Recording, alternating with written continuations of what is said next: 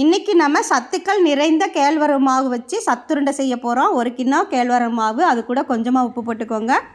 தண்ணி விட்டு பிசைஞ்சு எடுத்துக்கோங்க. இந்த அளவுக்கு பிசைஞ்சுக்கோங்க. இப்போ தோசைக்கல்லில் கொஞ்சமாக நெய் விட்டு பாதி மாவு எடுத்து நம்ம தப்பி விட்டுக்கலாம். தப்பி விட்டுட்டு இது மேலே கொஞ்சம் நெய் விட்டுக்கோங்க.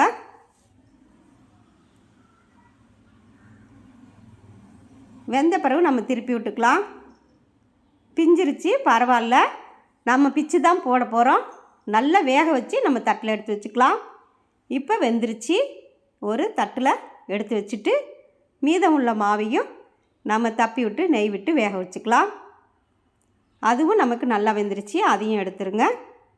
இப்போ 1/4 கிண்ணம் அளவு எள்ளு நம்ம போட்டு வறுத்துக்கலாம். அடுப்பை நீங்கள் லோ ஃப்ளேமில் வச்சுக்கோங்க. கருகி விடாமல் இந்த அளவுக்கு நல்லா பொரிய விட்டு மணம் வர்ற அளவுக்கு வறுத்து இதையும் நம்ம ஒரு கிண்ணத்தில் ஆற வச்சுக்கலாம். ஒரு கிண்ணத்தில் ஆற வச்சுக்கோங்க. இது கூட 1/2 கிண்ணம் முந்திரி பருப்பு போட்டுக்கோங்க. 1/4 கிண்ணம் நம்ம எள்ளு போட்டோம். இது முந்திரி 1/2 கிண்ணம் போட்டு இதையும் லோ ஃப்ளேம்லேயே வறுத்து எள்ளு கூட சேர்த்து வச்சுக்கோங்க. இப்போ ஜாரில் பிச்சு போட்டுக்கோங்க. இந்த கேழ்வரகுல சுட்ட அடைய பிச்சு போட்டுட்டு அரைச்சிக்கோங்க. அதையும் 80% அரைச்சி இதை ஒரு தட்டில் எடுத்து வச்சுக்கலாம். அதே ஜாரில் எள்ளு முந்திரி வறுத்ததை போட்டுக்கோங்க. இது கூடவே 1 கிண்ணம் வறுத்த நிலக்கடலையை தோலை எடுத்துட்டு போட்டுக்கோங்க.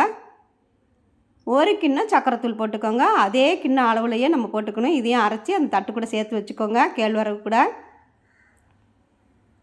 இப்போ நம்ம குட்டி கடாயில் 2 ஸ்பூன் அளவு நெய் விட்டு காய்ச்சி ஊற்றிக்கலாம். நான் இந்த தட்டில் மாவு போட்டதுனால எனக்கு பிசைகிறதுக்கு சௌரியப்படலை, அதனால் நான் கிண்ணத்துக்கு மாற்றிக்கிட்டேன். இப்போ நல்லா அழுத்தம் கொடுத்து பிசைஞ்சிக்கோங்க. நல்லா பிசைஞ்சிட்டு கொஞ்சமாக அதுலேருந்து நம்ம மாவு எடுத்து உருட்டிக்கணும். இப்போ நம்ம கொஞ்சமாக மாவு எடுத்து நல்லா அழுத்தம் கொடுத்து இறுக்கமாக உருட்டிக்கோங்க. உருட்டி ஒரு தட்டில் எடுத்து வச்சுக்கலாம். இதில் இந்த உருண்டையில் எள்ளு, கேழ்வரகு, வெல்லம், நிலக்கடலை, முந்திரி எல்லாம் சேர்ந்ததுனால உடம்புக்கு ரொம்ப ரொம்ப ஹெல்த்தியாக இருக்கும்.